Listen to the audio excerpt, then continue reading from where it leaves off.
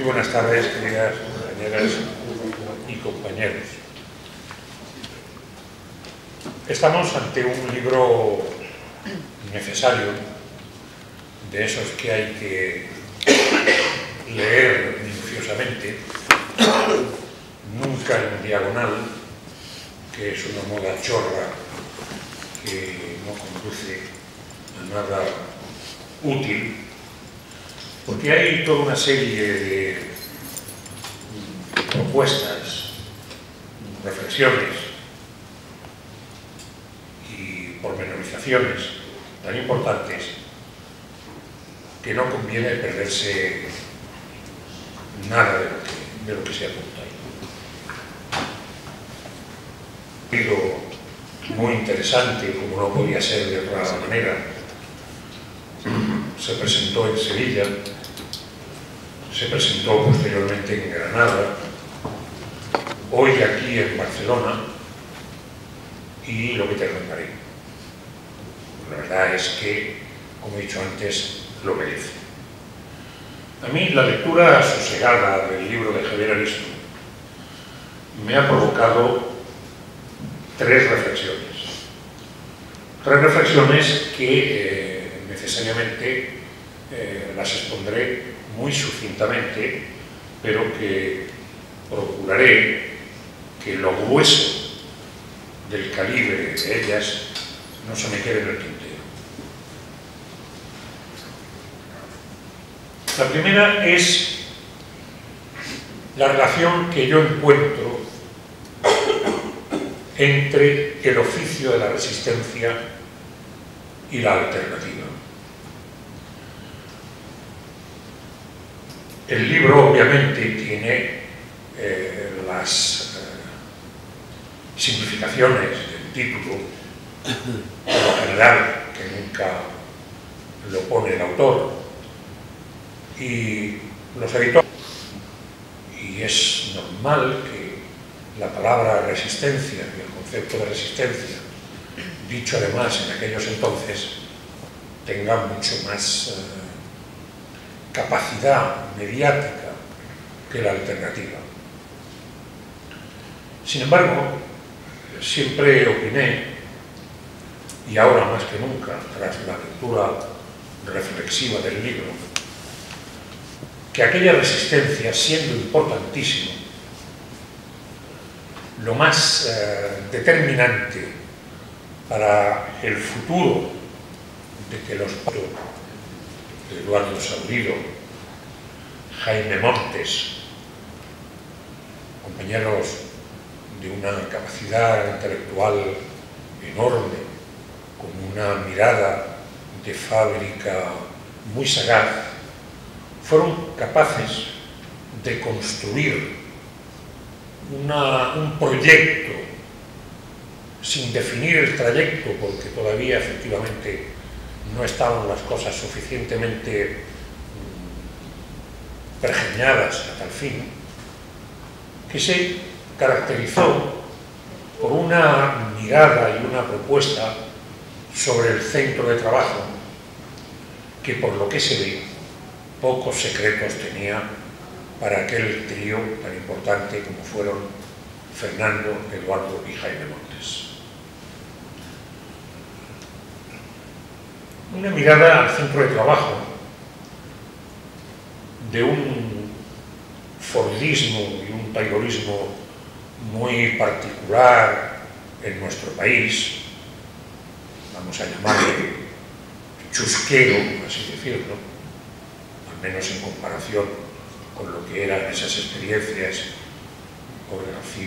de organización del trabajo en otros países, concretamente en Norteamérica, a través de las condiciones de trabajo y de la organización del trabajo.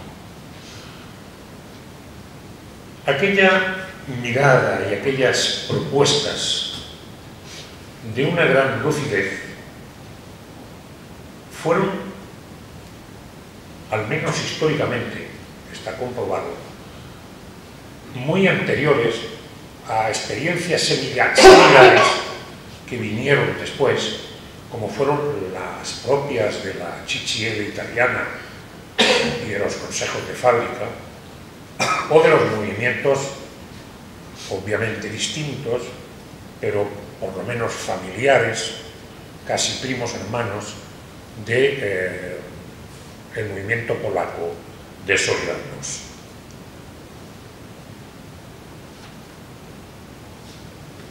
Un proyecto, una alternativa, resistiendo además, que fue capaz de construir unas estructuras de representación en el centro de trabajo, la Comisión Obrera de Fábrica, la Comisión Obrera de Taller, donde se procuraba, a través de aquel latiguillo de los más honestos, los más decididos, que eran las personas, excusadme, pero debo decir hombres, porque todavía en aquella época el lenguaje, diríamos, tenía esa connotación, el lenguaje y la realidad impuesta efectivamente.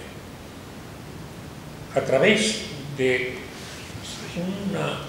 un ejercicio de práctica democrática, de práctica asamblearia, de práctica que giraba en torno al bidón en la fábrica, al andamio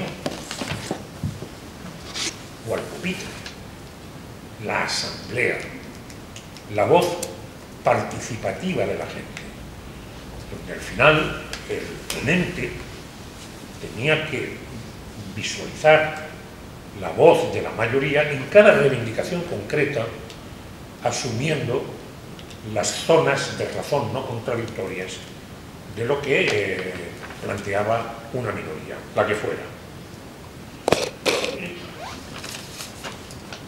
Por lo tanto, hasta lo que hemos dicho hasta ahora, resistencia sí, pero más importante que la resistencia, siempre bajo mi punto de vista, fue la capacidad de alternativa de haber puesto en aquellos primeros andares del nuevo movimiento obrero y sindical un cuaderno de reivindicaciones y sobre todo una estructura de representación justamente para negociar. La segunda reflexión que me interpela se refiere a una de las personalidades más notorias que el libro de Javier Aristú relata pormenorizadamente, que es Alfonso Carlos Comín. Acabo de saludar hace un momento a su hija, María, y me ha dado una gran alegría hablar con ella, y le he dicho, es que voy a hablar de tu padre. Voy a hablar de tu padre porque él es una de las voces de alternativa cuando en medio de una pereza intelectual de los economistas oficiales del partido, no hace falta que diga que el partido por antonomasia en aquella época era el Partido Comunista de España y el PSU de Cataluña, la voz más autorizada de oficial, se quedaban siempre en unas descripciones del retraso, que es obvio que en no pocas esferas existían, de las estructuras industriales, de las estructuras agrarias, pero eran incapaces de ver lo nuevo que iba emergiendo, especialmente a raíz de los acontecimientos del año 58, con el acceso a importantes áreas de poder y de gestión administrativa y política del Opus Dei. Me refiero a la aparición del neocapitalismo, que no es una ruptura drástica del capitalismo, pero sí es una cesura, es una, diríamos, una mini discontinuidad lo suficientemente profunda para ver que se había empezado a cambiar no pocas cosas en la gran fábrica y en las estructuras. Por supuesto, seguía la explotación, por supuesto, seguía la represión, pero aquello era, el neocapitalismo, algo más que un baldeo de cubierta de lo que eran las estructuras tradicionales de la dictadura. Y fue la mirada de Comín padre, naturalmente, la que nos proporcionó toda una serie, diríamos, de inquietudes a través de las charlas que daba allí en el CLOT, en la Escuela Técnica del CLOT, que, todo hay que decirlo, no gozaban de la suficiente simpatía por parte del partido, porque diríamos que aquello que tiene el atrevimiento de innovar y de ser discontinuo acaba provocando siempre suspicacias, infundadas o no, en lo instalado. Comín pertenece a esa generación de intelectuales que, junto con Bruno Trentin en Italia, hacen una exégesis, una apertura de tripas de lo que era el capitalismo,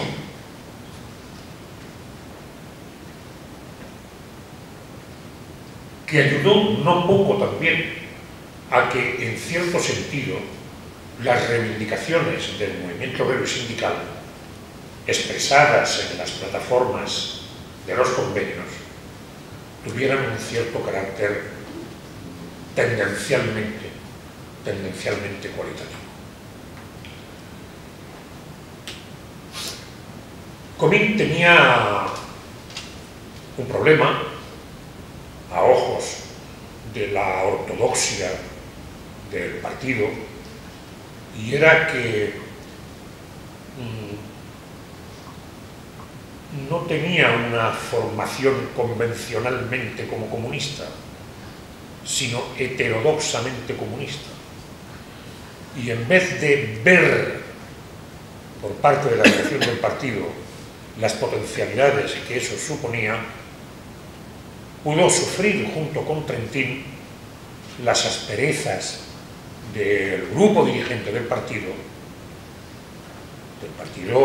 italiano también, porque Trentin se las tuvo con los leones del comunismo, gloria del comunismo italiano europeo, como Palmiro Togliatti, Amendola e incluso Berlinguer, en la idea de renovar profundamente, diríamos, el análisis y la percepción de lo que era la situación económica. Voy a terminar con la última reflexión que me ha provocado el libro de Javier.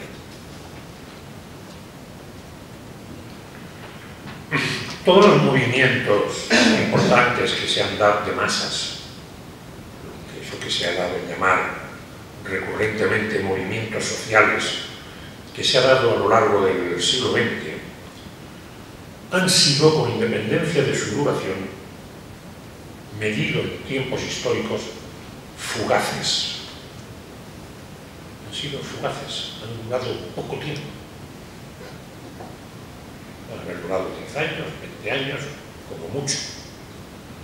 Fugaces. Sin embargo, el sindicalismo, que es un movimiento social por encima de cualquier otra consideración, lleva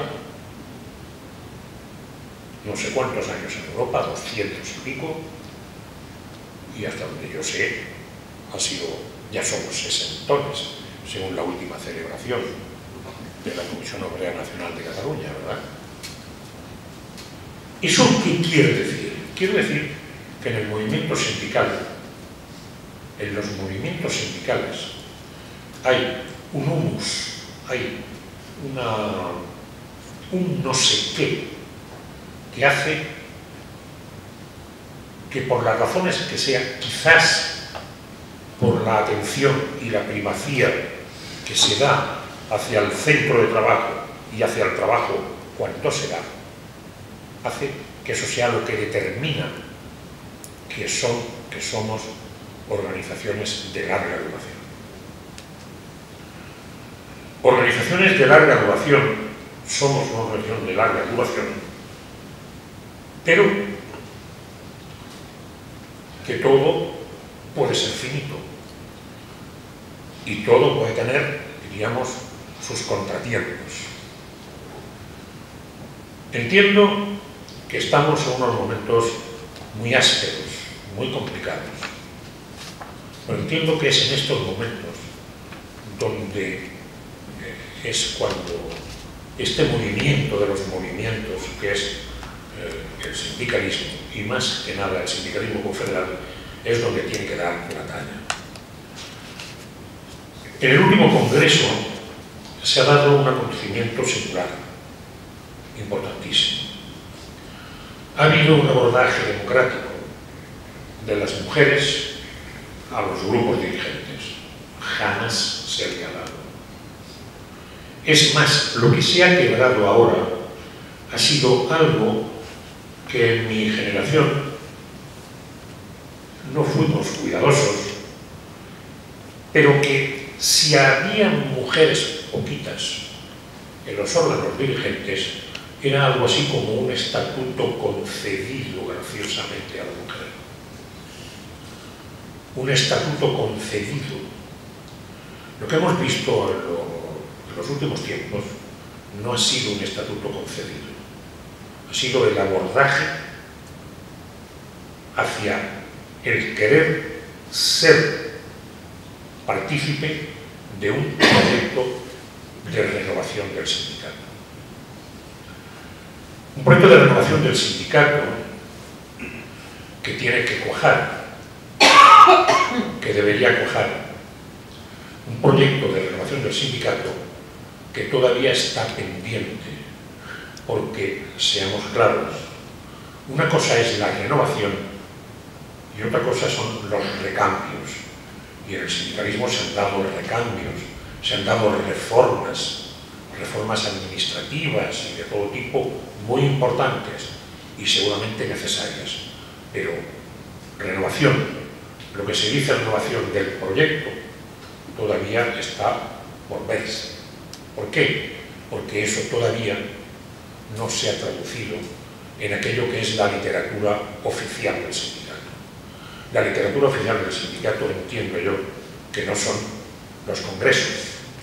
La literatura oficial del sindicato son las plataformas reivindicativas y son las cláusulas que se firman en los convenios. En cualquier caso, termino diciendo que para mí es un momento de gran alegría, porque siento que junto a ti está la voz intuitiva de Eduardo Saborido, al que debo decir, como un elemento, diríamos de chisme, de cotilleo, que dentro de la generación nuestra fue el sindicalista con más intuición en los problemas de género. Esto puede ser para vosotros una sorpresa. Sí. O quizás puede ser que Eduardo tenía un doble lenguaje en el Betis y otro en otros sitios, que todo podría ser. Pero si Eduardo era así, la verdad es que ¿cómo seríamos los demás? Bueno, pues en suma, eso es lo que me ha provocado a mí el libro de Javier. Un libro de Javier que vuelvo a recomendar su estudio, porque la verdad es que tiene bastante vida. Pero eso lo sabréis cuando leáis el libro detenidamente. Nunca en diagonal.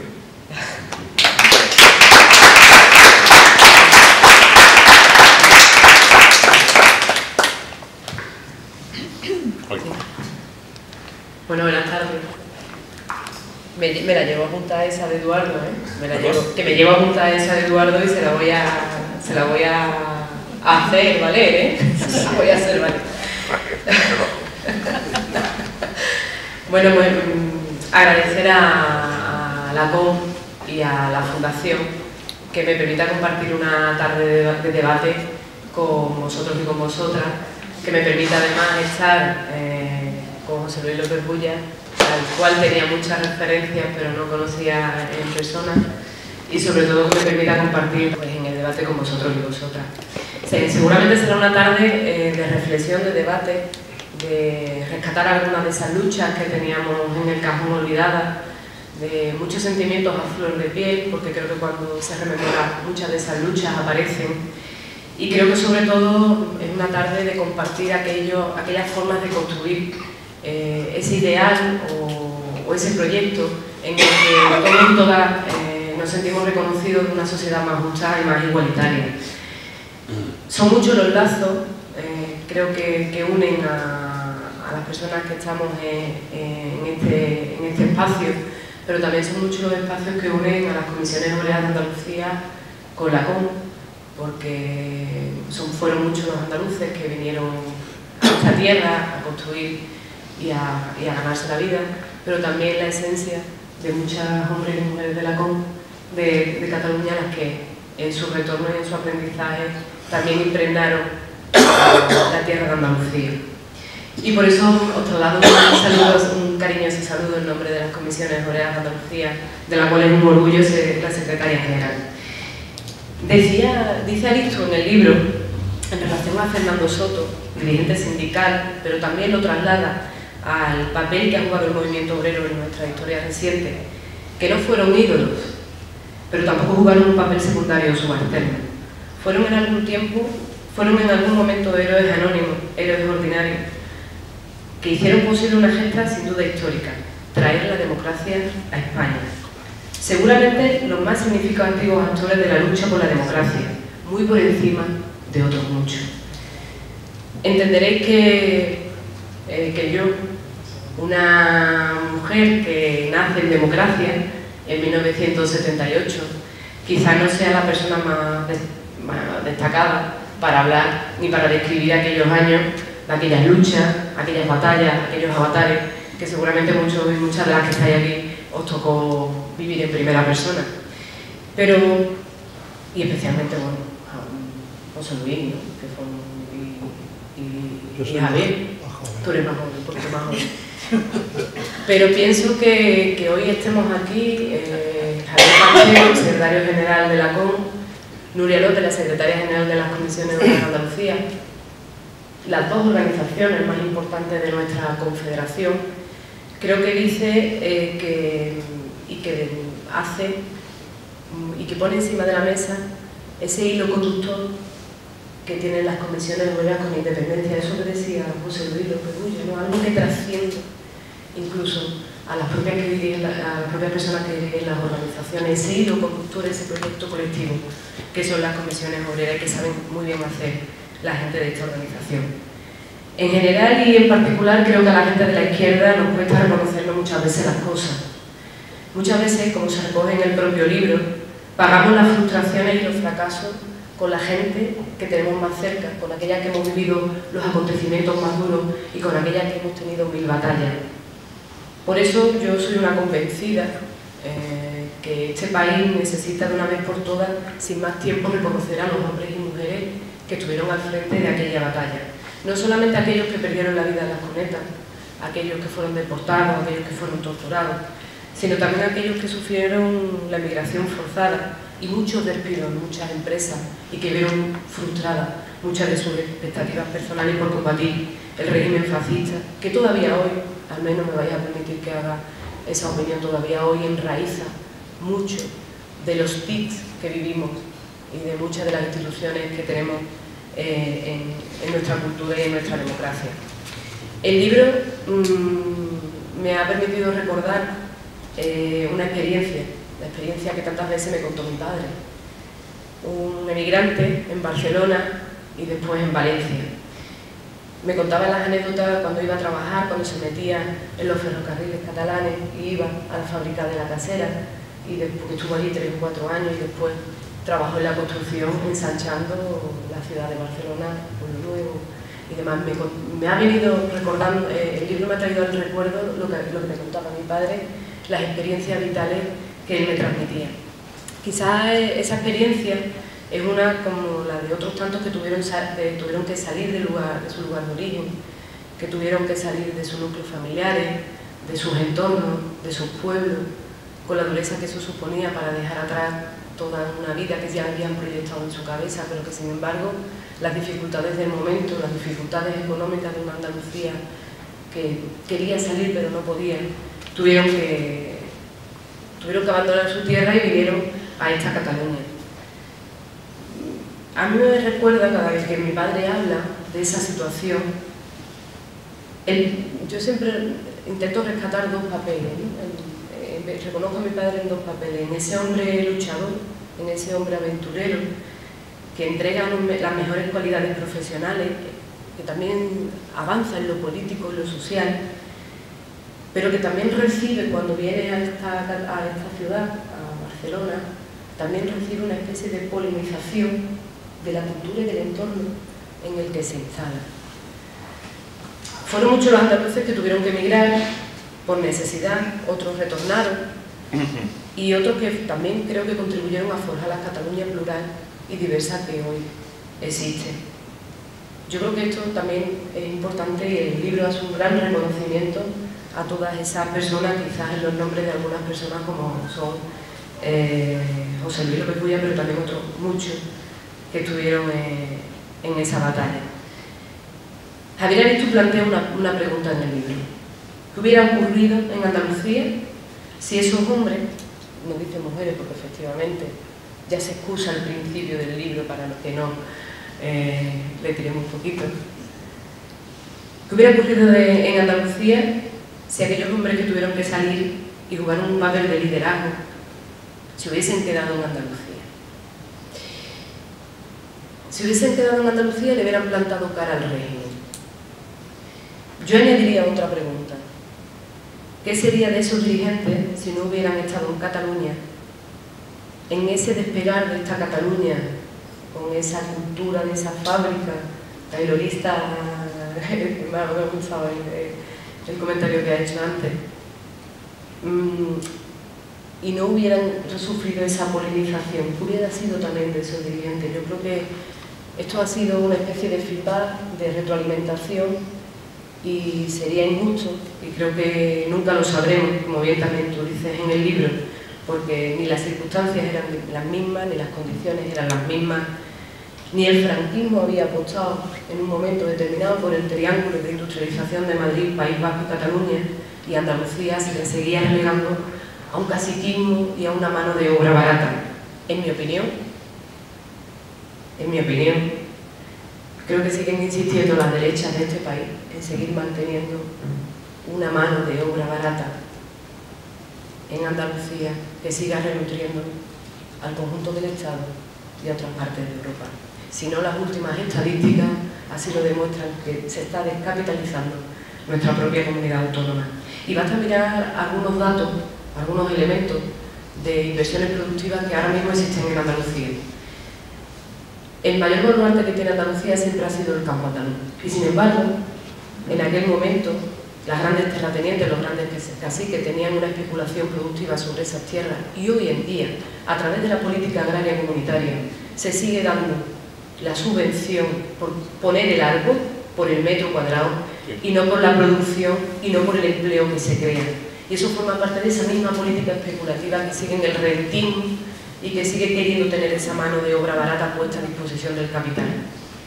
O también cómo hemos pasado de la construcción, del sector de la construcción, un sector especulativo, a un turismo que sin ton ni son, sigue siendo también un turismo especulativo, un mero fin en sí mismo, que vivimos de los conflictos que existen en otros lugares del mundo, pero que también están vacíos y huecos cuando esos espacios recuperen y alguien se ponga de acuerdo en esos momentos de cambio en los que hoy creo que nos encontramos. En Andalucía hoy se está hablando de esas nuevas realidades laborales a las que nos enfrentamos, fruto del proceso de las nuevas tecnologías, de la globalización, de los cambios de gestión empresarial, la subcontratación, la multiservicio, las externalizaciones, la individualización del mundo del trabajo. Sin embargo, todas estas nuevas actividades, todas estas nuevas tareas, a nosotros nos huelen a rancio. Nos huelen a rancio y además todas tienen dos notas características. Una es la precariedad y otra es la inestabilidad de la clase, para tenerla bajo el yugo y para tenerla explotada. En Andalucía, la desestructuración productiva, la atomización, la especulación, el cortoplacismo empresarial, la carencia de fuertes núcleos industriales o la falta de intervención política, a pesar de los años de gobierno que se llevan sin la alternancia que podían haber equilibrado la deficiencia, siguen sin repetirse, o al menos es lo que pienso. Aunque también pienso que muchas veces nosotros y nosotras somos injustos con nosotros mismos. Porque si estamos hablando que en estos años de crisis hemos perdido, es porque también hemos construido y hemos ganado. Y este país creo que ha avanzado, sin caer en esa paradoja que dice Javier y que destaca Javier, esa paradoja de la satisfacción de Bayón. Hemos corrido tanto, hemos avanzado tanto en tan poco tiempo, que nos reconocemos en un montón de avances y no sabemos que todavía nos queda más por construir. Pero creo que son muchos los logros que hemos conseguido y negarlo sería injusto con aquellos hombres y mujeres que dieron la cara contra el franquismo y por la libertad en este país y que construyeron desde la realidad concreta del centro de trabajo, como también se ha dicho antes. Uno de esos logros han sido, o al menos yo lo destaco, la incorporación de la mujer al mundo del trabajo. Hoy podemos ponerle muchos apelativos, podemos decir que esto es un invento del capital, pero esa incorporación ha permitido que hoy se hable de muchas cosas, en muchos espacios, se hable de la igualdad de oportunidades. Hemos conseguido el sistema público de pensiones, hemos roto las altas tasas de analfabetismo que existían en este país, y especialmente en Andalucía. Se ha conseguido que, por ejemplo, la hija de un obrero de la construcción y una mujer trabajadora de su casa y de su hogar pueda ser abogada a través de la escuela pública. Yo creo que eso es un logro del movimiento sindical y de los hombres y mujeres de las comisiones obreras. O cosas tan sencillas por las que antes se moría, es que de un pueblo a otro de Andalucía, o para ir a la capital donde estaban los hospitales, si te pegaba un infarto no llegabas y te morías. Son muchas las mujeres que han muerto pariendo en el camino para llegar al hospital. Yo creo que esa construcción y esos logros, creo que hay que destacarlo, porque hay unas generaciones futuras que parece que esto viene por ciencia infusa, y estos son logros que generaciones de trabajadores anteriores han conseguido. Lo que pasa es que nadie le ha explicado cómo han sucedido, y le han generado en el imaginario colectivo que esto cae del cielo. Por tanto, yo pienso que estamos en un momento de enorme cambio social, laboral y cultural, y que en ese contexto de globalización, de nuevas tecnologías, de mundo individualizado que el capital nos quiere imponer, es clave rearmar las propuestas sindicales, concretar los mensajes y vertebrar la solidaridad. Yo creo que es estratégico y que tiene que ser básico para este sindicato reconstruir identidad colectiva. Sobre todo porque en este mare magnum en el que nos han metido, la clase cada día va siendo más diversa, va siendo más plural, va siendo más compleja. Tan compleja que algunas veces nos olvidamos que somos y que formamos parte de la propia clase. Y por eso es necesario reconstruir esa identidad colectiva. Esa nueva clase obrera, que bien califica Aristo, que esos jóvenes de las fábricas estaban haciendo cuando hacían esa pedagogía sin darse cuenta.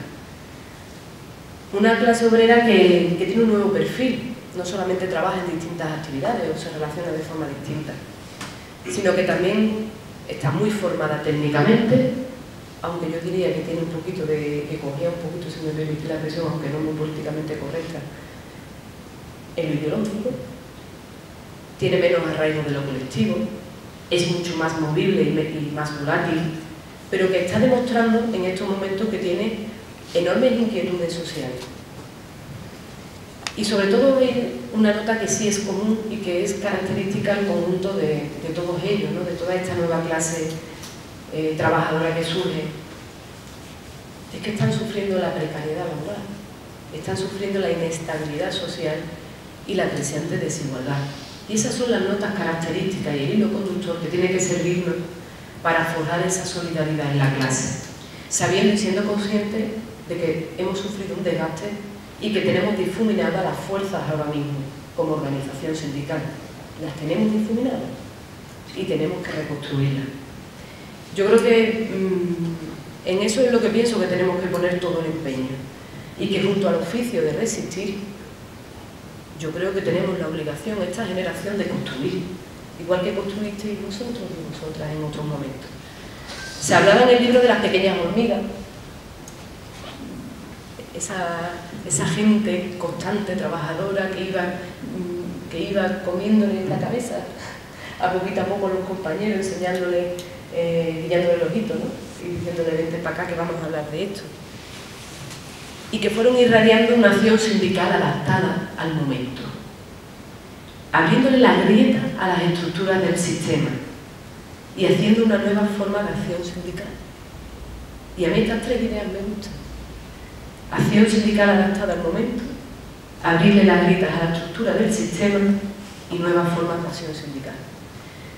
Yo creo que tenemos la suerte en este momento, las generaciones que nos ha tocado estar al frente del sindicato, tenemos un enorme legado con dos caras. La primera cara son los valores del sindicato, del sindicalismo de clase, del sindicalismo confederal. Y la otra es el método de trabajo.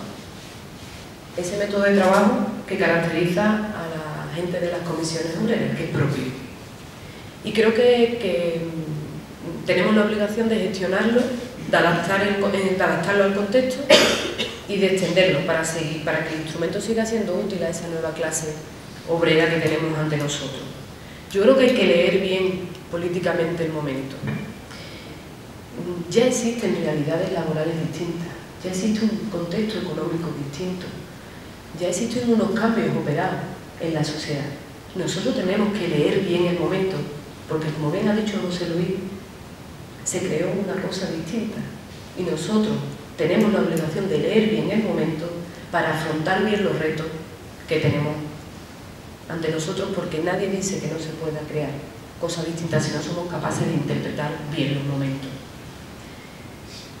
En lo laboral y en lo social, porque quieren inhabilitarnos en lo laboral y en lo social.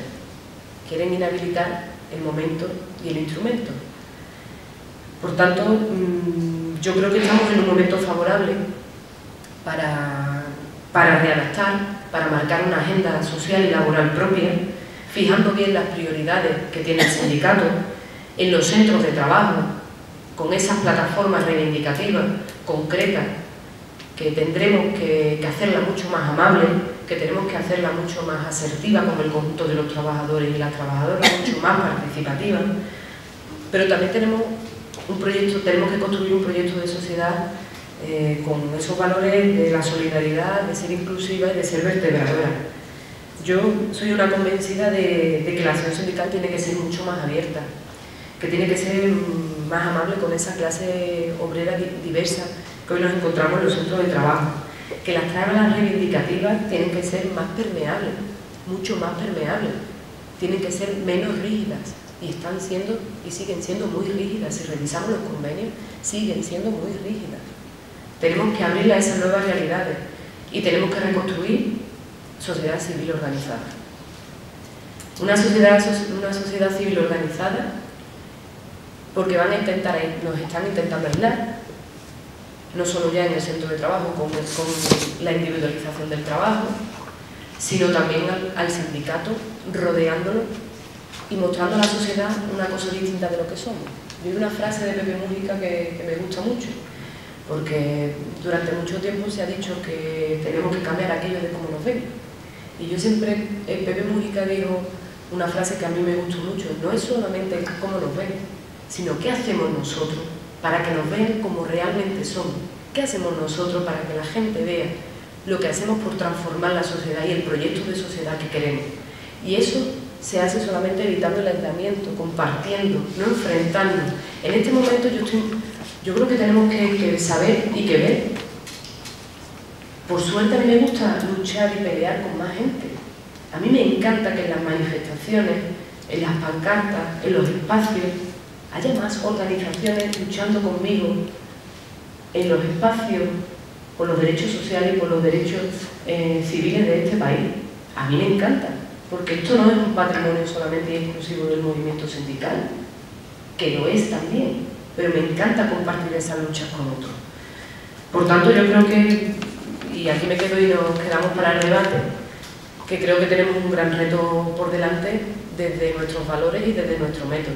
Y el método de comisiones es el compromiso, la militancia, es la diversidad de los colores que tiene esta organización, no solamente en el plano sectorial, sino también en el plano laboral. Y es la capacidad de generar sinergias en los centros de trabajo con las reivindicaciones del conjunto de los trabajadores y las trabajadoras, pero también con el conjunto de la sociedad. Así que yo me quedo con las reflexiones que me ha hecho sacar el libro de Javier, el cual también recomiendo porque pienso que debería de ser uno de los manuales que toda la gente se leyera, porque se dicen cosas que para el movimiento sindical es muy útil y que para esta organización creo que nos abre mucho la mente a quienes lo hemos leído. Así que Javier, muchas gracias por la invitación y quedamos para el debate.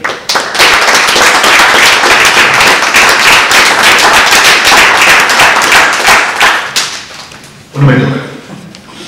En primer lugar, agradeceros que podamos compartir esta mesa, agradecer a Nuria que nos acompaña y ha venido hasta aquí, a José Luis, como siempre, nuestro secretario general, para poder volver a compartir otro ratito juntos, y sobre todo a Javier, ¿no? por darnos la oportunidad con esta lectura de intentar, yo voy a intentar colocarlo de una manera sintética, que no es sinónimo de breve, por si acaso, se me va el tiempo, ¿no?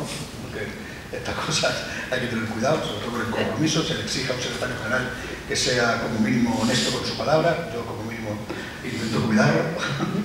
Pero dicho eso, quiero compartir dos o tres cosas que yo creo que nos invita a la lectura de Javier a ponernos encima de la mesa. La primera que quiero decir es que Javier, yo creo que con su libro no pretende hacer una historiografía del relato de los hechos. Lo que plantea es una reflexión personal sobre una serie de acontecimientos y sobre todo creo que se acompañan, ¿no? Se apoyan en lo que son el recorrido, ¿no? Que durante la lectura diferentes personas intenta plantear a la hora de establecer el relato de lo que construye la idea, ¿no? De lo que a mí me encanta, ¿no? Que califique como oficio la resistencia, ¿no?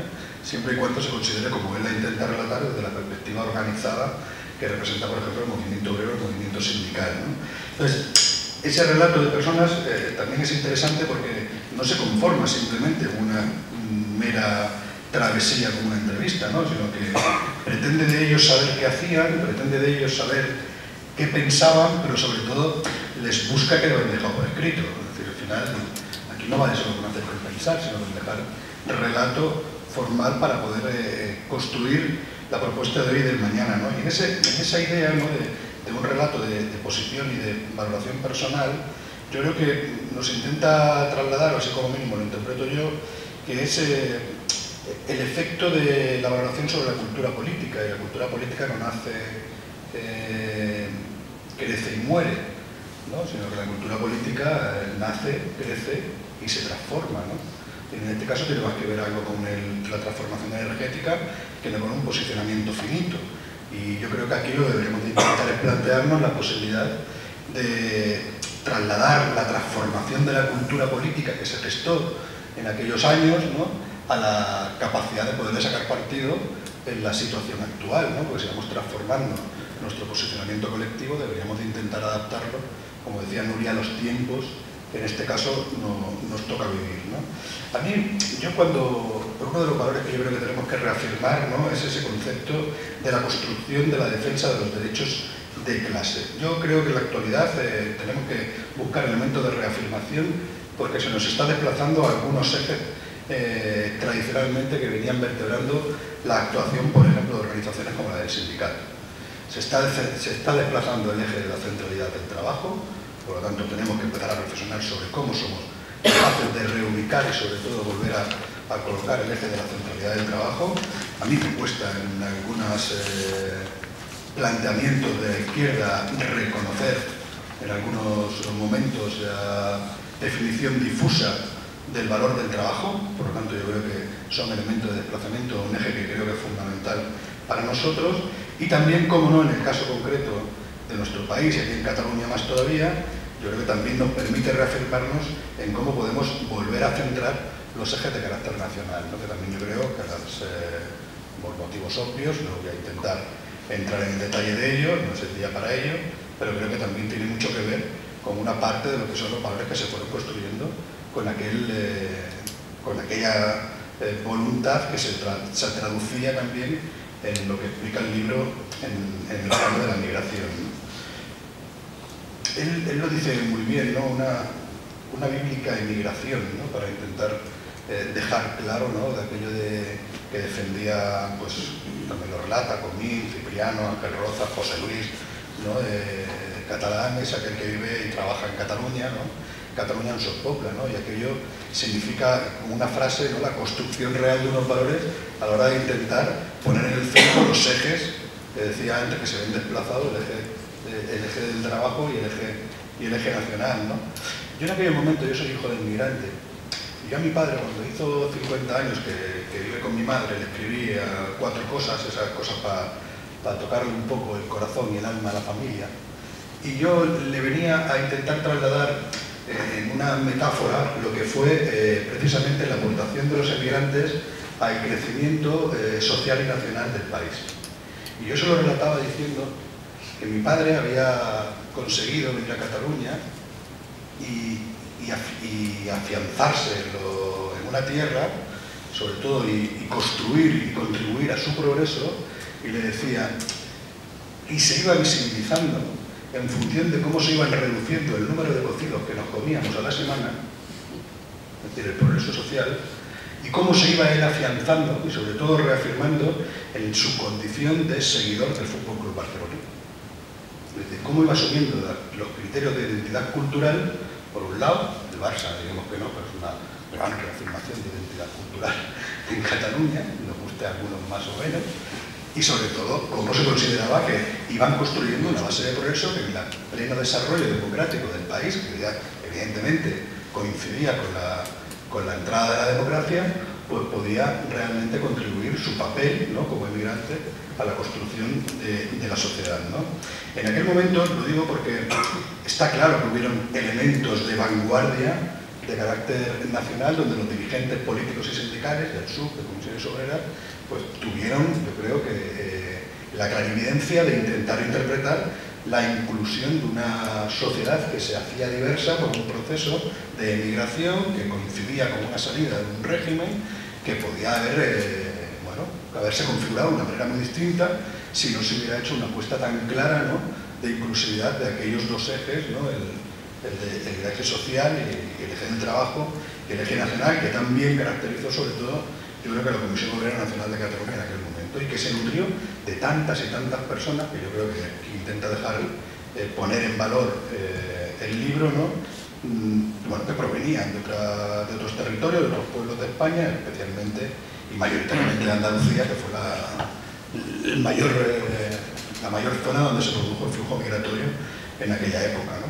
Por lo tanto, yo creo que esa es una de las cosas que deberíamos de pensar, ¿no? ¿Cómo somos capaces de incorporar a la reflexión actual elementos de transformación social que tuvieron como un conductor el saber, ¿no? Acoger aquella inclusividad y diversidad social, ¿no? Para esos dos ejes. Y la segunda reflexión, que también de manera sintáctica, lo apuntaba José Luis, es cómo somos capaces de volver a poner como un objetivo de la organización saber interpretar la realidad del trabajo que se estaba configurando como un proceso de transformación y sobre todo de crecimiento industrial. A nosotros nos vino la revolución industrial casi medio siglo después, ¿no? de lo que define al resto de Europa, pues cómo somos capaces en aquella época de incorporar un modelo de organización de los trabajadores a la realidad del trabajo que se tenía entonces, y que creo que ahora estamos en la obligación de poder hacer, ¿no? Es decir, cómo podemos volver a reafirmarnos, ¿no? también como organización, a la necesidad de intentar interpretar la utilidad de los intereses colectivos en una nueva realidad del trabajo que va en contra precisamente de colectivizar las relaciones laborales, que potencia la individualización de las relaciones laborales, que aísla a los trabajadores y que dificulta su organización colectiva, y que el sindicato tiene su principal sujeto de vertebración en el convenio colectivo, la posibilidad de organizarse. Es decir, cómo interpreta la organización y cómo es capaz no solo de teorizarlo, sino de poner en marcha, ¿no? lo que el profesor Isabel decía, la verdadera renovación, ¿no? que por poder poner en práctica los cambios de la organización, porque tenemos un riesgo, yo creo, alto, y yo creo que lo venimos diciendo de manera formal e informal, tenemos un riesgo muy alto de convertirnos en una organización influyente, pero limitadamente influyente.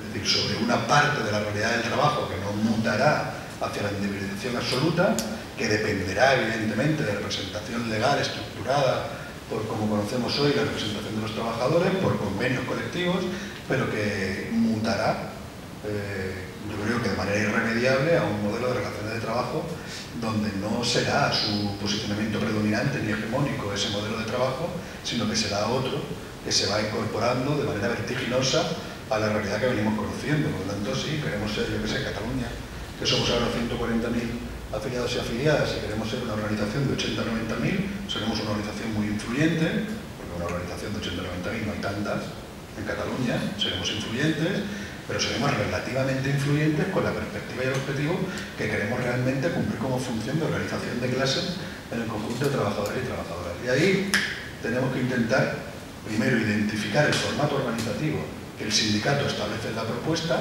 cosa que tenemos más o menos realizada de manera superficial a la salida de este último congreso, pero sobre todo lo tenemos que ponerlo en práctica con recursos concretos orientados a esa estrategia. Y ahí es una cosa más difícil. Primero, porque hay que ponerse de acuerdo en el interno para poder hacerlo, no es nada sencillo, como sabéis, porque el proceso de transformación que modifique la elefantiasis organizativa que tiene una organización de este tamaño, pues dificulta su capacidad y agilidad para adaptarse al cambio. Y segundo, aparte de la dificultad organizativa, es acertar en la tecla, porque la construcción de un nuevo modelo organizativo sindical para articular la vertebración de la defensa de los derechos de los trabajadores en nueva realidad de trabajo, tenemos primero que intentar saber si vamos a acertar en la tecla o no, o cuántas veces vamos a tener que intentarlo para realmente ser una respuesta útil. Soy de la opinión que habrá que fallar tantas veces como sea necesaria para no dejar de ser esa organización útil, porque estoy convencido que aquellos que explica el libro, ¿no?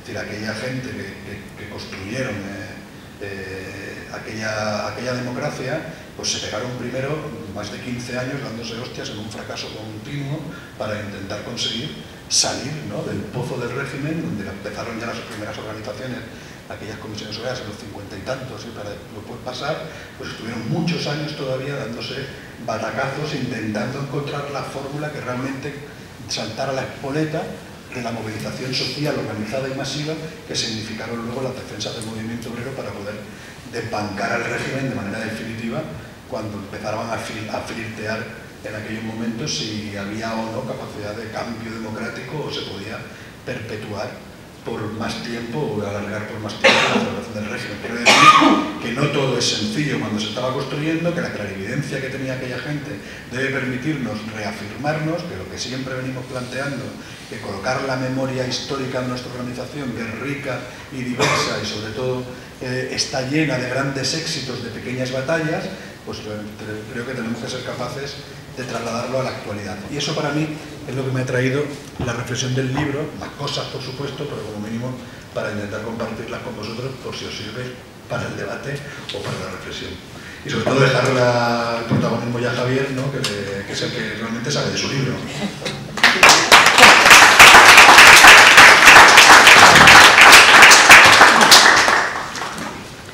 No es protagonismo, por lo tanto esa palabra creo que sobra. Javier, gracias a los tres personajes que hay aquí, que forman parte de una sentimentalidad y de una inteligencia acumulada durante muchos años. José Luis, por supuesto, que es ¿cómo te podría definir yo a ti ahora? ¿Un referente? Gordo. Jamás me oirías transmitir de mi boca esa palabra, porque no. Porque, bueno, podría ser el gordo y el canijo, para los que somos de abajo, es Eduardo Saborido, vulgarmente, popularmente conocido como el canijo. Podría ser quizás su impresión, el gordo y el canijo. A Javier Pacheco, por supuesto, porque bueno, venir a esta Vía Layetana para una persona como yo significa mucho. Es decir, ha sido este edificio, esta calle y esta institución un referente formativo y cultural muy importante. Y a Nuria porque es...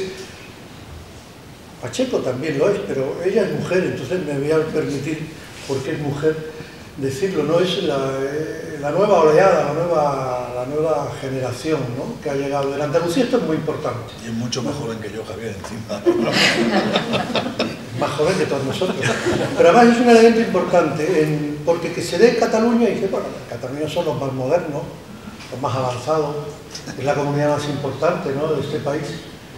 Pero que se dé en Andalucía, el sur, el atraso, que sea una dirigente sindical, una mujer, que sea una persona joven, que provenga del sindicato de la construcción, pero de los técnicos de la construcción, de los jurídicos, control, ¿no?, de peligrosidad. Yo creo que esto es muy importante, que a lo mejor, seguramente, en Andalucía una parte todavía no termina de asimilar, pero creo que, no me voy a atrever a decir la palabra revolución, pero es un salto muy importante que yo espero, y yo sé que ella es consciente de eso, que sea capaz de trasladarlo y acometerlo. Y por lo que ha dicho hoy aquí, me parece que tiene cartas suficientes para seguir adelante. Entonces, mi agradecimiento primero. El libro, ¿qué es el libro? Pues el libro es una lectura de lecturas, no tiene más. No es lo digo desde el principio, no es una investigación histórica, ni muchísimo menos, sino que es una lectura de historiadores, es una lectura de cronistas, es una lectura de sociólogos y sobre todo es una lectura de protagonistas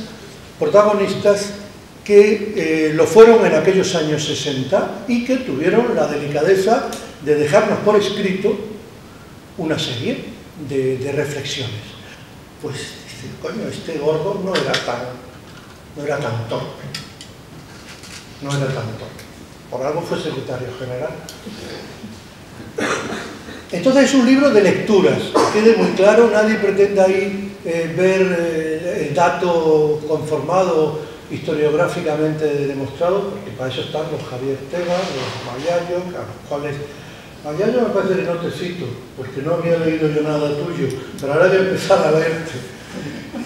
Pero hay mucho de Javier Tebas, de la gente de Cataluña que ha trabajado sobre el movimiento obrero, de Jordi Amat, de la historiografía de Baviano. Por lo tanto, es eso, ¿eh? Soy simple lector y lector de memorias de personajes. Voy a contar una pequeña confidencia personal que quede aquí, por favor, que no se transmita al canijo. Está grabando. Bueno, Eduardo dice que... Tú me dices que yo no escribo, que no hablo. Digo, Eduardo, tú has escrito mucho, pero sin firma. Que son los buenos, a lo mejor son los mejores escritores, los que firman manifiestos y no dejan sus firmas.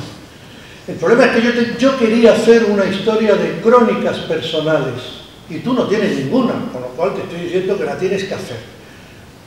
Bien, entonces sondeé por eso un personaje que es decisivo en una serie de etapas y enormemente, humanamente muy peculiar, que es Fernando Soto,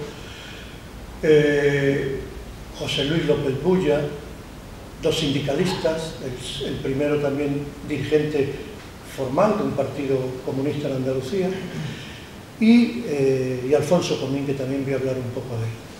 El libro, por lo tanto, es eso. Y es al mismo tiempo una reflexión mía en clave de decir, bueno, esa transición de la cual tanto se habla, yo he llegado a una conclusión, no sé si los expertos que estáis aquí, los historiadores, compartiréis o no esto. Para mí ha sido una transición muy larga. Cuando yo me he puesto a leer todas estas cosas, he pensado, coño, es que en el 56 se estuvo, ¿no? A lo mejor, si se hubieran hecho las cosas de alguna manera, hubieran conciliado ciertos elementos, a lo mejor en el 58 se hubiera podido salir del hoyo.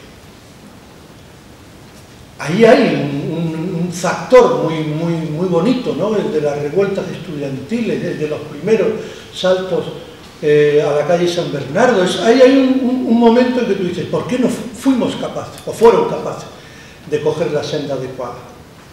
Pero es que después en el 63 es la gran irrupción de comisiones, es el momento en el que cuento ahí que viene en el 62 Rosana Rosanda, y se produce la salida de Semprún ya de España, y luego la crisis de Semprún Claudín, y es el contubernio de Múnich. Y dice, bueno, ¿y aquello no salió?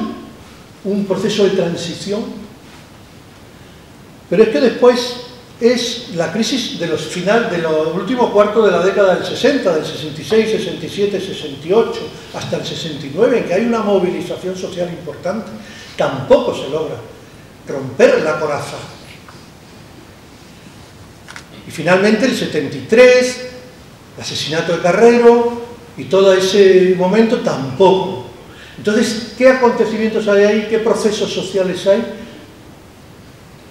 Yo intuyo ahí una cosa, y es que el franquismo no fue un dinosaurio estable y permanente. El franquismo mutaba y cambió genéticamente también. Y precisamente porque cambió genéticamente, pudo ir sobreviviendo a todos esos momentos de ruptura o de situaciones difíciles para ellos. Y esa mutación, yo leyendo a los sindicalistas, leyendo a la práctica de comisiones de aquel tiempo, yo la veo en la clave socioeconómica. Es decir, el proceso, la habilidad que tiene el régimen, el sistema, para transformarse social y económicamente a través de un proyecto de desarrollismo, que es a partir del año 59, 60, el proyecto de estabilización y todo lo que viene detrás ahí, que intento yo recoger y sintetizar todas las aportaciones de pocos sociólogos y de muy pocos economistas que captaron aquello, y que sin embargo el movimiento obrero yo creo que fue capaz, a lo mejor sin teorizarlo, sí de adaptarse como un mutante también a ese proceso de mutación del sistema socioeconómico. Y ahí es donde entra un personaje que José Luis ya ha hablado, que es como, para mí es una iluminación. Lo fue en los momentos en que yo era más joven y lo veía en alguna reunión del Congreso, del PC, un personaje luminoso, y fue Alfonso Carlos Comín. Entonces dije, yo tengo que leerlo, y porque me di cuenta que Alfonso Carlos Comín se pasa 5 años en Andalucía, del 60 al 65, que escribe 2 libros, uno de 700 páginas, que es un auténtico tratado de la sociedad andaluza del momento, que nadie fue capaz de hacerlo. Solo a partir de ese libro, que es publicado en el año 65, empiezan a salir otros ya, más académicos, como es el de Martínez Alier, sobre el latifundismo, y es un artículo de Miguel Siguán en el año 70 ya, sobre la Andalucía del subdesarrollo, donde repite muchas de las cosas, o algunas de las cosas que Alfonso había planteado en su España del Sur. Para mí ese libro, España del Sur, que es un libro, no es estructuralmente muy unitario, recoge muchos ensayos, artículos anteriores que él fue publicando en revistas ligadas con los jesuitas y con el movimiento del empleado jesuítico, y luego él los resintetiza y los publica como un tratado orgánico. Hace lo que Bernal dice, y yo lo repito ahí en el libro, el primer acercamiento a una Andalucía que ya no es la Andalucía clásica y tópica, es la Andalucía industrial, porque en el año 63-64 ya hay un proyecto de industrialización en Andalucía, muy peculiar, muy polarizado en 2 o 3 enclaves, pero eso está dando cohesión al resurgimiento de un nuevo movimiento obrero que no tiene nada que ver con el anterior, aunque recoge el hilo a través fundamentalmente de la organización clandestina del Partido Comunista, pero recoge el hilo de experiencias anteriores. Pero no tiene nada que ver con el movimiento tópico, históricamente, que nos ha identificado del movimiento jornalero. No hay movimiento jornalero hasta el año 69 o 70. Eso conviene que se diga. Otra anécdota confidencial. Hoy, comiendo con unos amigos, uno me ha soltado de repente en un momento determinado que por qué se sigue votando tanto al PSOE y tal y cual, y en un momento dado yo he intentado dar alguna explicación y alguno me ha dicho, sí, el voto cautivo. Claro, yo he tenido que decir, ¿cómo se llama aquí? ¿Y cómo se llama aquí ese voto clientelar? Porque el voto cautivo solo nos lo aplican a nosotros, los andaluces. Digo, ¿y en Madrid? Ese voto del Partido Popular ligado a las estructuras financieras especulativas más brutales no existe. Es que el voto de Pujol aquí no fue cautivo. Fue santo. Bien, entonces ese movimiento que surge al calor de un proceso de industrialización, y Comín lo capta perfectamente. Comín lo capta perfectamente porque él analiza la estructura industrial y analiza las respuestas sociales que se están produciendo en torno a él. Desde ese punto de vista es un adelantado. Es un adelantado absoluto, es un hombre de vanguardia. Yo lo denomino a él un hombre de frontera. Es un hombre de frontera porque está entre catalán y andaluz, es de la vieja cultura obrera y al mismo tiempo de la cultura innovadora, es un hombre cristiano, es comunista, es un heterodoxo, él lo ha dicho, José Luis, que curiosamente conecta muy bien con Bruno Trentin. Comín le traduce, o me parece a Trentin, un primer artículo en español en el año 68, en una revista sindical, no recuerdo ahora, Javi, cómo se llama. Hay un artículo de Trentin, Novaterra, me parece. En Novaterra. Le publica el primer artículo de Bruno Trentin, ya viene con todo el tema de la reestructuración económica italiana, que Trentin bien que batalló contra las tesis de Amendola 4 o 5 años antes. Bien, ese Comín, que luego escribe Noticia de Andalucía, es un libro de un éxito ya en aquel tiempo, en el año 70, extraordinario, y que luego todavía algún economista andaluz lo sigue diciendo como uno de los grandes libros de la crónica sobre Andalucía, una crónica social. Bueno, pues esos 2 libros para mí, cuando los leí, fueron referentes de toda una manera de entender Andalucía que no tiene nada que ver, desde mi punto de vista, con lo que ha sido la cultura andalucista a partir del año 75, porque antes no la ha habido. Porque antes no la ha habido. Cuando el grupo andalucista, en torno a Alejandro Rojas Marco, empieza a construir su diseño, no tiene nada que ver con la reflexión de Comín. Es más, hay una interesantísima polémica de los años 80 entre Alfonso y Alejandro Rojas Marcos, ya en los años 80, sobre el tema de los andaluces en Cataluña, que vale la pena releerla, porque ahí se ve como la diferente perspectiva. Alfonso Comín, que es un hombre que ha revalorizado la cultura andaluza, la cultura del sufrimiento, la cultura del cantejondo. Él entra también a veces en esas interpretaciones un poco idealistas, un poco muy culturalistas, que aunque las critica, se le ve a veces, porque le gustaba el flamenco, sin duda, pero cuando él se instala otra vez en Cataluña y absorbe todo este elemento de la inmigración, que José Luis ha hecho referencia, y comienza a desarrollar aquí sus trabajos, él hace una interpretación de que el andaluz no está para volver a Andalucía. El andaluz se integra en esta sociedad y se produce esa catálisis o ese proceso de metabolización que es desde mi punto de vista lo más original y lo más interesante que ha producido aquí en esta tierra. es la integración de una cultura muy peculiar, con unas raíces muy agrarias, muy mágicas, muy colectivistas, pero nada que ver con la industria tradicional, industrial, con la cultura industrial barcelonesa, y eso se produce aquí al calor de gente como José Luis y otros, ¿no? Entonces, Comín plantea que el andaluz en Barcelona tiene que ser un catalán. Claro, eso choca con el planteamiento. Yo no sé si se le denominó entonces de rusista o no, de Alejandro Rojas Marco, que lo que quería era tener una segunda clientela aquí.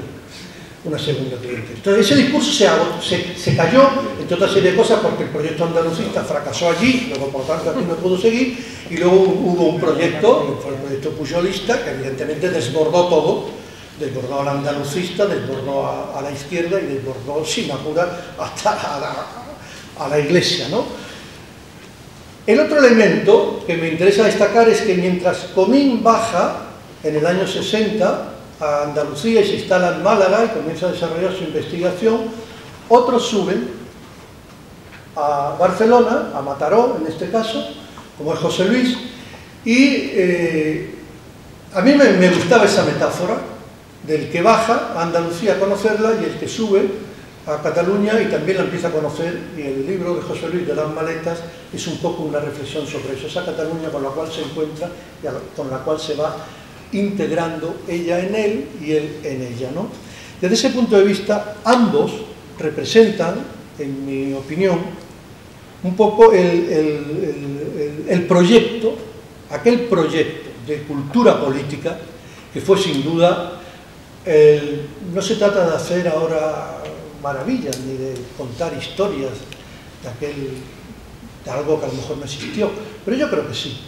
Fue un proyecto político, primero, innovador, fue muy realista, se adaptó con gran facilidad a la nueva sociedad que estaba generándose, y fue un proyecto fue un discurso capaz de sintetizar muy bien todo un conjunto de complejidades y de contradicciones que estaban tanto en la sociedad andaluza como en la sociedad catalana. Más desarrollado desde mi punto de vista aquí, con más tradición de cultura política seguramente que allí, y con más teorización posiblemente aquí, por el proyecto del PSUV, de Sol Poble, de la Cataluña popular. Todo aquello es enormemente rico e interesante, ¿no? Y Comín fue un factor decisivo de eso, y el otro fue el factor del movimiento obrero a través de sus dirigentes, de lo que en aquel tiempo, de esos hablo también, y los cito, dirigentes que la mayoría de ellos andaluces. No sé lo que hubiera pasado, Nuria, si se hubieran quedado en Andalucía, si no se hubiera producido aquella inmigración. Yo no lo sé. Pero solamente constato un hecho verídico, y es que Comisiones del Campo solo empieza a renacer a partir de la crisis del 73. El movimiento obrero del campo es extinguido casi, me atrevería a decir. Está machacado en los años 60. Ha sido tan brutal la represión, tan brutal, que se ha machacado todo. Y es muy difícil que a partir de las mismas estructuras, aquellas de propiedad de la tierra, hubiera surgido un movimiento con la potencia, como por ejemplo surgió en torno al movimiento obrero industrial. Entonces, yo casi me atrevo a decir, bienvenidos aquellos andaluces que salieron de los pueblos de Jaén, de Granada, y vinieron aquí porque aportaron un input a la cultura política catalana que hoy es incomprensible sin eso. Incomprensible sin eso. Y voy a terminar, porque nadie habéis hablado de eso, pues yo quiero hablar un poco de lo que está pasando desde la visión del foráneo, obviamente, para que me digáis lo equivocado que estoy, ¿no? Es que no lo he encontrado en ningún capítulo del libro. Ese proyecto, yo entiendo, José Luis habla en su libro de las maletas del año 90, me parece que es el libro, no me acuerdo. 97. Habla de los retales y el hilo. No sé si la metáfora esa es tuya o está recogida. Es tuya, pues felicidades. Lo de los retales es fantástico, porque es que lo que se está intentando transmitir ahora es todo lo contrario. Es un telar que viene de la época de Noé y que el telar está único, hecho y tejido ya, y que por tanto lo único que hay que hacer es ponérselo. No, las sociedades no son telas hechas, las sociedades son retales, y a veces muy sucios, y a veces que no pegan los colores, pero es la habilidad del hilador, del tejedor, de unirlas y al final queda un magnífico textil, un magnífico tapiz. Hace 4 días salió un artículo sobre esta referencia, tienes que pedirle los derechos de autor a Oriol Bartomeu, donde habla de esta misma cuestión. Y la tesis de él, yo, ignorante, la suscribiría. Dice, eso se ha acabado. Ese proyecto está finito. Pero yo creo que el proyecto está finito para lo que fue el nacionalismo catalán y para lo que fue la concepción del PSUV de un sol poble. Herejía. Desde mi punto de vista, un ciclo se ha acabado. Pero se ha acabado en Andalucía también, Nuria. El ciclo autonómico y de la vivencia de Europa, transferencia europea, y del juego, ese juego terrorífico desde mi punto de vista, de nosotros, Andalucía, como la que más, que catalanes que piden el 3%, no, perdón, no puedo pronunciar, piden el porcentaje tal, yo también, que lo único que no podemos pedir los andaluces es la doble lengua, porque no la tenemos. Pero si alguno todavía ya verás cómo se le dice, no, vamos a crear una segunda lengua para que nosotros seamos como los catalanes. Tiene ese efecto espejo, que curiosamente, acabado el andalucismo de derecha, empieza a resurgir en el andalucismo de la izquierda o de la extrema izquierda. Eso es el espejo de lo que está pasando aquí. El proyecto autonómico andaluz está agotado en el sentido de que hay que desarrollar un nuevo horizonte.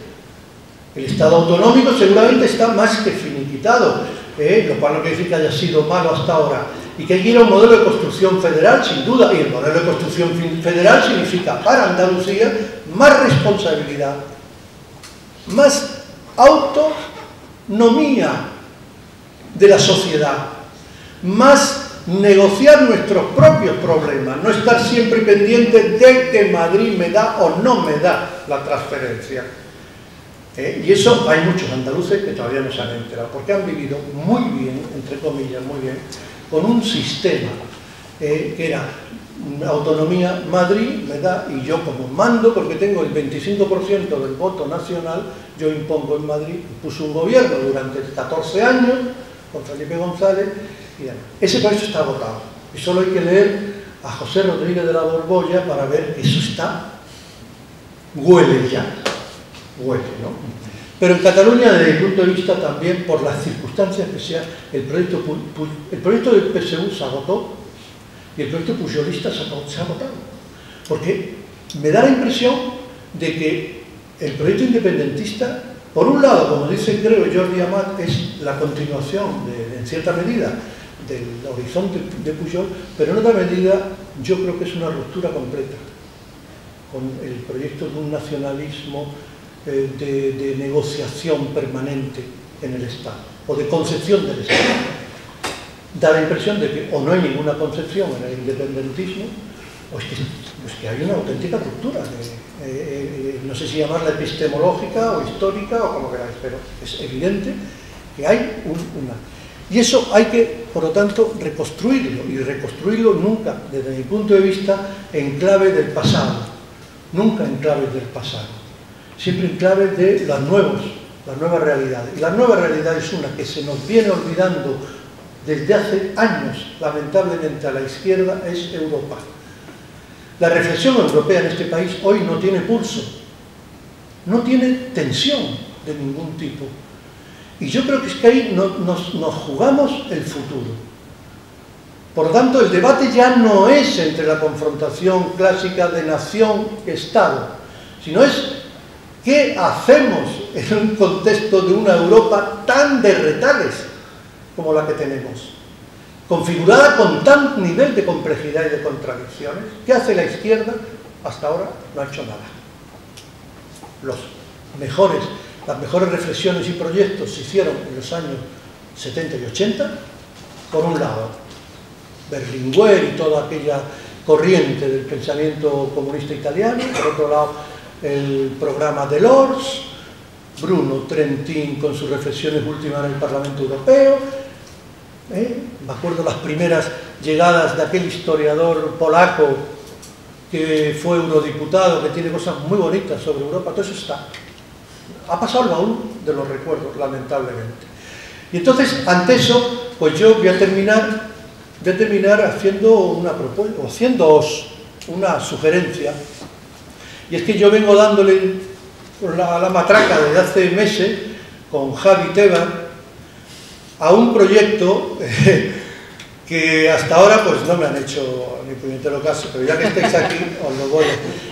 No, es un proyecto que lo hemos planteado a instancias oficiales, institucionales, ni caso, porque no interesa.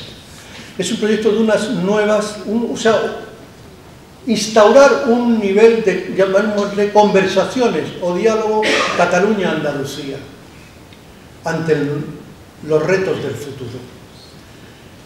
Es decir, aprovechando esa enorme sinergia que se produjo en los años 60 y que está aquí, y que sigue existiendo aquí, y que cada convocatoria electoral nos toca la campana de alarma, os toca a vosotros, catalanes, la campana de alarma, diciendo, aquí estamos, ayer votamos a uno, hoy estamos votando a otro.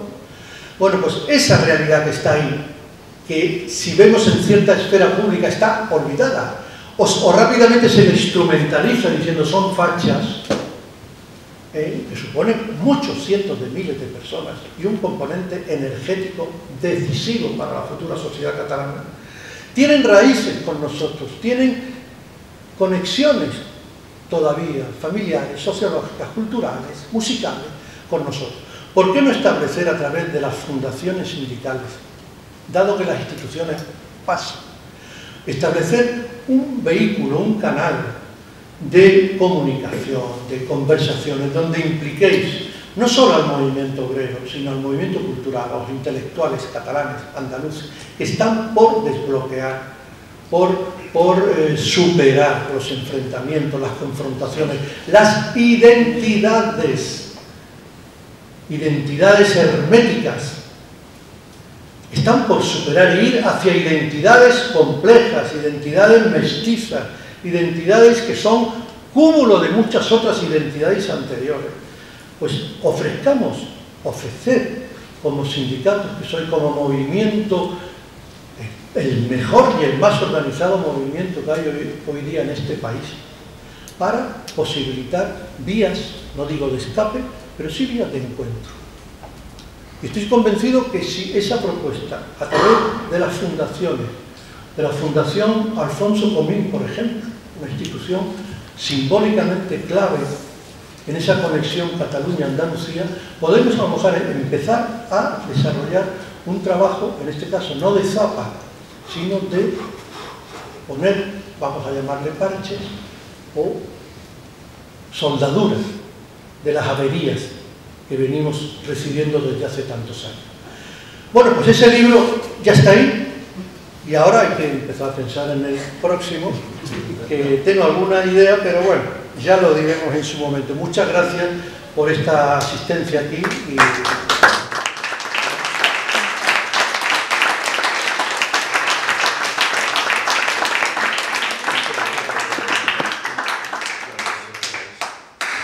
¿Es la palabra o no? Son las 8 menos cuarto. 8 menos cuarto. 8 menos cuarto. Una ordenada. Aquí es que nos falta un maestro de ceremonia. Dale a la tecla. Dale a la tecla. Ten cuidado con el pie. Levanta el pie. Només, ja que s'han fet... Dale a la tecla. Ya que se han hecho varias alusiones a Alfonso, a mi padre, quería puntualizar un par de cosas, ¿no? Una, que él de formación era ingeniero. O sea, su familia le obligó a estudiar ingeniería porque le iban bien las matemáticas y tenía que haber un ingeniero en la familia, ¿no? Él quería estudiar historia y periodismo, de hecho empezó ingeniería y periodismo, pidió una dispensa en periodismo para continuarlo después, que no se la dieron, y terminó periodismo en la cárcel. Cuando yo me matriculé para estudiar historia, me dijo, ahora yo me pondría a estudiar contigo, pero murió al cabo de poco, ¿ya? Entonces ya no pudo, ¿no? Entonces, su experiencia del mundo del trabajo es sus primeros años como ingeniero, trabajando como técnico, y lo que él decía, de alguna forma se sentía que estaba haciendo trabajo para el patrón, para el dueño de las industrias, y esto entraba en contradicción porque decía, trabajo 8 horas para las otras 12 deshacer lo que estoy haciendo estas 8, ¿no? Entonces, pero aquí aprendió pues todas las cuestiones de organización de trabajo, de higiene, una serie de cosas que yo creo que esto le sirvió bastante para introducirse en el mundo de la sociología. O sea, su formación sociológica era autodidacta, por decirlo así, ¿no? Y su formación en sindicalismo, que después, durante mucho tiempo, hizo formación en ESADE sobre el sindicalismo, ¿no? La otra cosa que quería decir de lo que ha dicho Nuria es que yo creo que la polinización es mutua. O sea, la polinización no es solo de los trabajadores andaluces y de otras partes de España que vienen a Cataluña, sino que ellos también polinizan Cataluña, ¿eh? O sea, yo pienso que es muy importante esto, que la Cataluña que existe no sería sin estas hombres y mujeres que vinieron a vivir aquí y se dejaron todo, y además en condiciones muy, muy duras, pero súper duras, ¿no? O sea, lo digo porque lo conozco bien, porque he estudiado la memoria de algunos barrios de Barcelona, y las condiciones muy duras, y desde el primer momento se integraron en la cultura catalana, cosa muy curiosa. O sea, en barrios como Trinitat Nova, barrios de nueva creación, que continúan siendo los barrios más deprimidos, en nou barris, la gente hacía clases de catalán desde el principio, ¿ya? O sea, yo lo digo porque hay cosas que no se conocen apenas, que los dirigentes vecinales, que muchos han muerto, te las explicaban, por eso recogimos los testimonios, pero que son cosas, pues, desde el principio nunca hubo un rechazo, sino que hubo una voluntad de convivir y de compartir, pues, el flamenco y la sardana, ¿ya? No hubo un rechazo, ¿no? Y después pienso que tenemos que dejar de lado el victimismo de la lengua marginada. Pues tenemos mucha suerte, las 3 comunidades que tenemos lengua propia, porque el resto no la tienen, ya desapareció, que seguramente también la tuvieron en algún momento.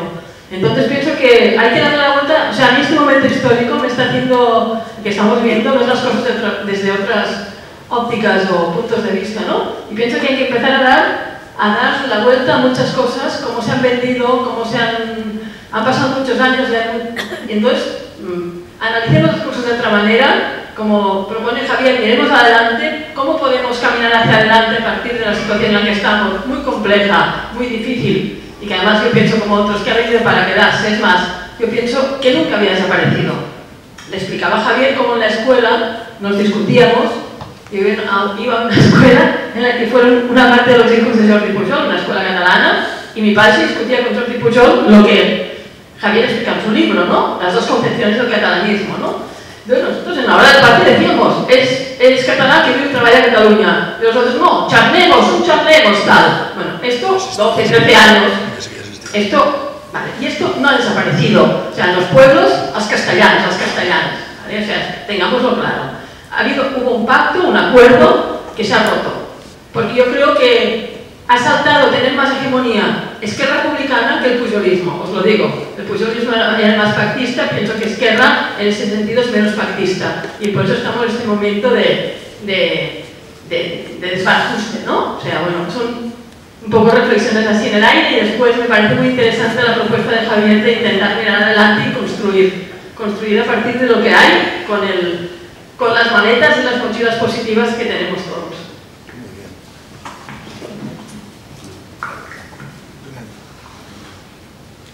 Tenemos debate hasta las 8:30, ¿no? ¿Media?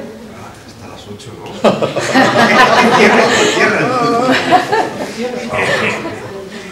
No tienen influencia. No, yo encantado, antes me voy a casa, o sea, ¿qué hora es ahora? Las 8 menos 10. 10 minutos más o menos. ¿Quién quiere intervenir? Bueno, pues no sé. ¿Quién quiere Juan. Juan. Interven, Juan. Esta es la última intervención, ¿eh?